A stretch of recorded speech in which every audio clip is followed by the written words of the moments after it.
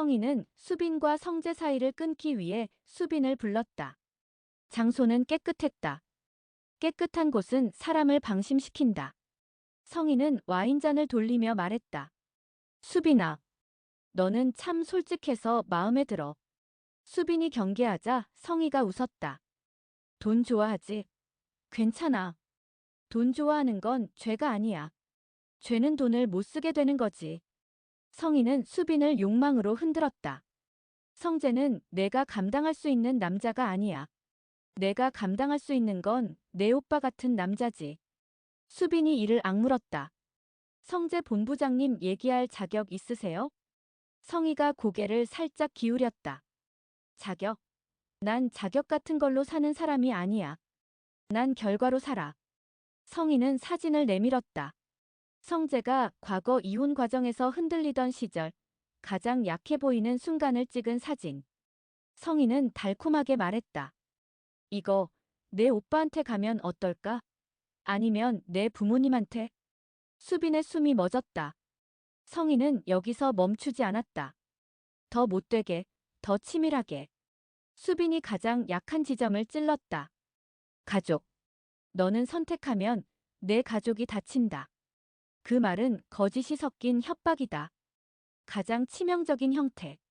그리고 성희는 수빈에게 거래를 꺼냈다. 헤어져. 그러면 내가 원하는 걸 줄게. 내가 진짜로 바라는 자리. 수빈의 눈이 흔들렸다. 성희는 그 흔들림을 놓치지 않았다.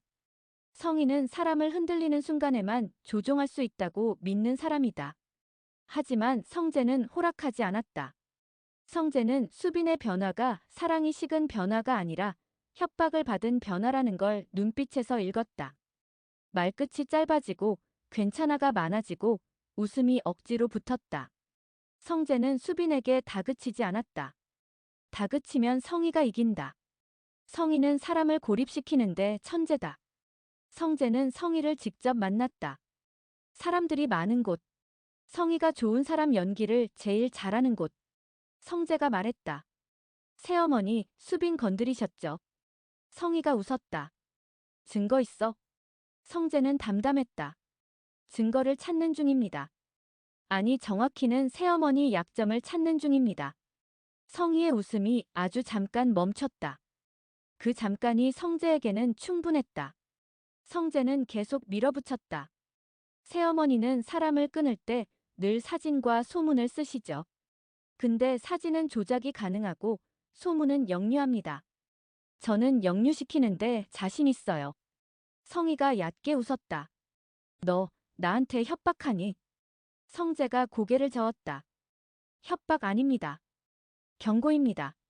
그리고 새어머니가 제일 싫어하는 건 경고죠. 경고는 준비를 하게 하니까. 성재는 마침내 진석에게 직진한다. 아버지. 진석이 눈을 치켜뜬다. 성재는 한치도 물러서지 않는다. 아버지, 새어머니가 수빈을 건드리고 있습니다. 이건 가정 문제가 아니라 회사 문제로 번집니다. 진석이 낮게 말한다. 내가 그 여자 때문에 나한테 이래. 성재는 단호하게 받는다. 그 여자 때문이 아니라 제가 선택한 사람 때문에 이럽니다. 진석은 성재를 꺾으려 한다. 하지만 성재는 이미 움직이고 있었다. 성재는 성희의 거치, 재단과 후원, 미담이라는 걸 안다. 미담이 많은 사람일수록 장부는 더 두껍다. 성재는 성희가 운영하는 재단의 자금 흐름부터 파기 시작했다. 후원금이 어디로 가는지, 행사비가 왜 비정상적으로 부풀려졌는지, 특정 업체가 반복적으로 선정되는 이유가 뭔지. 그리고 끝내 패턴을 찾는다. 행사 비용이 이상하게 한 갤러리로 반복해서 흘러 들어간다. 그 갤러리는 영나가 전시회를 열었던 곳과 연결돼 있다. 성희가 영나를 작품이라 부른 이유가 있다. 영나는 딸이기도 했지만 성희에게는 자금 흐름을 숨기는 캔버스였다. 성재는 수빈에게 말한다. 수빈, 새어머니는 우리를 끊으려는 게 아니야. 새어머니는 너를 이용해서 내 발목을 잡으려는 거야. 수빈이 떨리는 목소리로 묻는다. 그럼 난 뭐야? 성재는 단호하게 말한다. 사람. 이용당하지 마. 내가 이용당하게 두지 않을 거고. 성재는 성희의 약점을 한 줄로 정리한다. 성희는 돈이 아니라 이미지로 산다. 이미지가 깨지면 성희는 끝난다. 성재는 여기서 멈추지 않는다. 더 깊이 들어간다. 성희가 이미지로 살아남으려면 이미지 뒤에 돈줄을 절대 드러내면 안 된다. 성재는 갤러리 계좌와 재단 지출 내역을 대조하다가 반복적으로 찍힌 이름 하나를 찾아낸다. 박진석 비서. 성재는 낮게 중얼거린다. 됐네. 성재는 성희를 바로 무너뜨리려 하지 않는다. 성희를 진석과 싸우게 만들 생각이다. 악과 악이 싸우면 숨겨진 피가 먼저 튀어나온다. 그 피 위에 진실이 더 선명해진다. 은호가 마침내 지혁이 상철의 아들이라는 사실을 알게 된다. 그 소식은 연애의 파탄이 아니라 인생의 지붕이 무너지는 소리였다. 은호는 단지 놀란 게 아니다. 오래전부터 자신의 출생 기록에 어렴풋이 걸려있던 이름, 상철이 현실의 상철과 이어질 수 있다는 가능성에 숨이 막혔다. 숨이 막히는데 더 무서운 건 그 이름이 단순한 연결이 아니라 열쇠처럼 보이기 시작했다는 거다. 누군가가 자신의 인생 문을 잠글 때 쓴 열쇠. 그리고 그 열쇠가 지혁의 집 현관에도 꽂혀 있었다. 우진이 먼저 입을 열었다. 목소리를 낮추고 공기까지 접어넣듯 말했다. 은호야. 나 병원 기록에 누가 손 뗀 흔적 봤어. 열람 제한 요청자가 어머니 이름으로 찍혀 있어. 은호는 그제야 확신했다. 성희가 원하는 건 거리가 아니라 삭제다. 사람을 떼어내는 게 아니라 존재를 지우는 방식. 연락을 끊으라는 말은 표지일 뿐이고 본문은 너희는 여기 없었다였다. 은호는 곧장 상철을 찾아갔다. 상철은 늘 같은 자세로 살았다. 반듯한 자세, 반듯한 말, 반듯한 표정.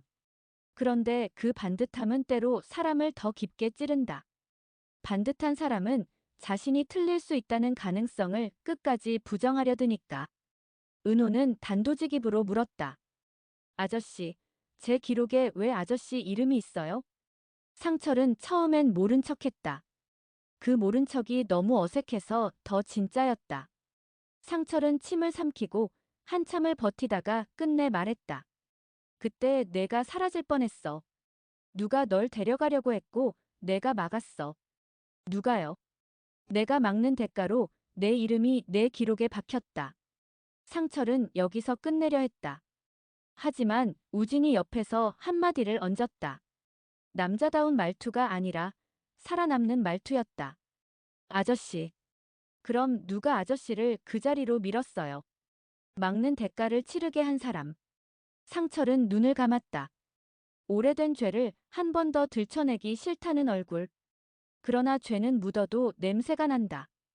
은호와 우진은 그 냄새를 동시에 맡는 쌍둥이다. 상철이 아주 낮게 말했다. 입술이 아니라 뼈로 말하는 소리였다. 박진석 쪽 사람이었다. 그 순간 은호는 깨달았다. 이 싸움은 성희 혼자 벌이는 소동이 아니다. 성희는 앞에서 감정을 흔들고 손을 흔들지만 뒤에서 펜을 쥔 사람은 따로 있을 수 있다. 돈은 던지는 사람이 있고 기록은 고치는 사람이 있다. 기록을 고치는 사람은 대개 사람의 인생을 서류 한 장으로 본다. 그날 밤 은호와 우진은 서로를 바라봤다. 쌍둥이는 가끔 말이 필요 없다. 그런데 이번엔 말이 필요했다. 숨이 턱 막히는 사실은 입 밖으로 꺼내야만 형태가 된다. 은호가 먼저 말했다. 우진아. 상철은 단순한 연결이 아니야. 우진이 고개를 끄덕였다. 알아. 아저씨는 우연히 끼어든 사람이 아니라 누가 일부러 끼워 넣은 이름 같아. 은호가 조용히 덧붙였다. 왜 하필 상철이지? 왜 하필 선배 아버지? 질문은 공중에 떠 있었고 답은 생각보다 잔인한 모습으로 찾아왔다. 며칠 뒤 우진은 USB를 공개하자고 했다. 은호는 고개를 끄덕였지만 마음 한구석이 먼저 차가워졌다. 병원 옥상 정원. 밤바람이 얇게 살을 긁는 곳에서 우진이 말했다. 은호야 이것 가면 우리 돌아갈 데 없어. 은호는 숨을 길게 뱉었다. 원래 돌아갈 때가 있었으면 여기까지 오지도 않았지. 그 순간 뒤에서 누군가 우진을 툭 밀었다. 우진의 몸이 난간 쪽으로 기울었다. 은호가 우진의 손목을 잡아당겼다. 두 사람의 힘줄이 바람에 맞서 팽팽해졌다. 우진은 간신히 난간에서 벗어났지만 USB는 바닥으로 떨어져 딱 소리를 냈다. USB는 망가지지 않았다. 대신 안쪽에서 접힌 종이 하나가 미끄러져 나왔다. 백업 주소. 그리고 그 옆에 적힌 이름. 박영나. 은호는 그 이름을 보는 순간 가슴이 먼저 내려앉았다. 영나. 자신의 여동생. 성희의 소나기에서 자란 아이. 그러나 동시에 은호와 우진의 피가 닿아 있는 아이. 그 이름은 단서가 아니라 잃어버린 방의 열쇠였다. 우진이 이를 악물고 말했다. 우릴 밀었어. 근데 목적은 나를 떨어뜨리는 게 아니야. 은호가 바로 받았다. 맞아. 목적은 USB야. 우진이 손바닥을 펴보였다. 손바닥에 땀과 흙이 섞여 있었다. 어머니가 움직였을 수도 있고 아닐 수도 있어. 어머니는 보통 시킨다. 그 말이 핵심이었다. 성희는 손을 더럽히기보다 손을 더럽힐 사람을 만든다. 돈과 명분과 죄책감으로 사람을 끌어당겨서 자기 대신 더러운 일을 하게 만든다. 은호와 우진은 영나를 찾았다. 영나는 조용히 말했고 그 조용함은 겁이 아니라 준비였다. 언니 오빠 나 두 사람 얘기 자체가 금지였어. 그 한마디가 심장을 찔렀다. 이름이 금지라는 건 이름 자체가 누군가에게 치명적이라는 뜻이다. 영나는 캔버스를 한 점 꺼냈다. 그림 속엔 어린아이가 있고 그 아이 옆에 서 있는 여자의 손목이 보였다. 성희가 끼는 반지. 그리고 그림 옆에는 문서가 묶여 있었다. 분리조치와 유지조치가 적힌 기록의 조각들. 은호의 이름은 분리, 영나의 이름은 유지. 우진의 이름은 더 깊숙이 숨겨진 흔적. 영나가 낮게 말했다. 언니 오빠 우린 버려진 게 아니야. 누가 편한 대로 나뉘어진 거야. 은호가 종이를 넘기다 멈췄다. 서류 구석에 남아있는 흐릿한 결제선. 누가 봐도 서명이 아니라 묶어두는 도장 같은 흔적. 그리고 그 라인에 믿기 힘든 이름이 있었다. 이상철. 은호의 눈빛이 바뀌었다. 영나, 이거 확실해? 영나가 고개를 끄덕였다. 어머니 서랍에서 나왔어. 서랍 중에서도 제일 깊은 곳. 거긴 사람이 아니라 종이가 사는 곳이야. 상철은 막았다고 했다. 그런데 서류에는 상철이 막은 사람이 아니라 결제 라인에 얽힌 사람처럼 찍혀 있다. 즉, 상철은 단순한 방패가 아니라 누군가가 판을 고정시키기 위해 붙인 못이었다. 우진이 낮게 말했다. 상철 우리랑 엮이게 만든 이유가 있어. 은호가 숨을 삼켰다. 선배 아버지라서가 아니라 선배를 인질로 쓸 수 있으니까. 그 말이 떨어지자 영나가 낡은 사진 한 장을 꺼냈다. 젊은 상철이 정장 차림으로 서 있고 그 옆에 박진석이 있었다. 둘은 어깨를 맞대고 웃고 있었다. 가족 사진 같은 웃음이 아니라 거래가 성사됐을 때 나오는 웃음이었다. 영나가 말했다. 이거 어머니가 숨겼어. 숨겼다는 건 살아있다는 뜻이잖아. 여기서 반전이 열린다. 상철은 우연히 끼어든 정직한 아저씨가 아니었다. 상철은 박진석의 판 안에서 한 번이라도 숨을 쉰 사람이었다. 은호는 상철을 다시 찾아갔다. 이번엔 질문이 달랐다. 아저씨, 예전에 박진석이랑 같이 일했죠? 상철의 눈이 크게 흔들렸다. 그 흔들림이 대답이었다. 상철은 한참 침묵하다가 마침내 입을 열었다. 나는 박진석 밑에서 일한 적이 있다. 회사에 돈주를 받고 장부를 받고 사람들이 어떻게 서류로 죽는지 봤다. 우진이 바로 찔렀다. 그래서 아저씨 이름이 우리 기록에 들어간 거예요? 상철이 고개를 저었다. 처음엔 막으려고 했다. 아이 둘이 서류로 분리되는 걸 봤고 그게 잘못이라는 걸 알았다. 그래서 막으려 했다. 근데 왜 막지 못했어요? 상철의 목소리가 갈라졌다. 정직한 사람은 가족을 걸면 끝난다. 박진석은 그걸 안다. 상철은 그날을 말했다. 아이 둘의 서류가 분리조치로 넘어가던 날. 상철이 그 결제 라인을 멈추려 했던 날. 박진석이 상철을 불러앉혀서 아주 조용히 웃으며 말했던 말. 너는 정직하게 살고 싶지? 그러면 정직하게 살아. 대신 내 가족이 정직의 값을 치르면 된다. 상철은 결국 선택했다. 정의가 아니라 생존을 택했다. 그날 상철은 막은 사람이 아니라 덜 망가지는 쪽을 택한 사람이 됐다. 그리고 박진석은 상철을 놓치지 않았다. 상철을 판 밖으로 보내는 대신 판 안에 박아놓았다. 그래야 상철이 언제든 다시 조종 가능한 목격자로 남으니까. 우진이 차갑게 물었다. 그럼 아저씨는 우리를 지킨 거예요, 아니면? 상철이 떨리는 목소리로 말했다. 둘 다다. 상철은 지혁의 아버지인 동시에 박진석이 세운 판에서 지혁을 보증서처럼 가진 사람이었다. 지혁이 상철의 아들이라는 건 단순한 가족 서사가 아니었다. 박진석이 상철을 계속 묶어두기 위해 만든 목줄이기도 했다. 상철이 마지막으로 말했다. 지혁은 내가 지키려고 만든 가족이기도 하고 내가 벗어나지 못하도록 묶인 가족이기도 하다. 은호의 숨이 멎었다. 지혁이 상철의 아들이라는 사실은 로맨스의 장애물이 아니라 누군가가 만든 구조물이었다. 사랑의 문제가 아니라 서류와 인질의 문제였다.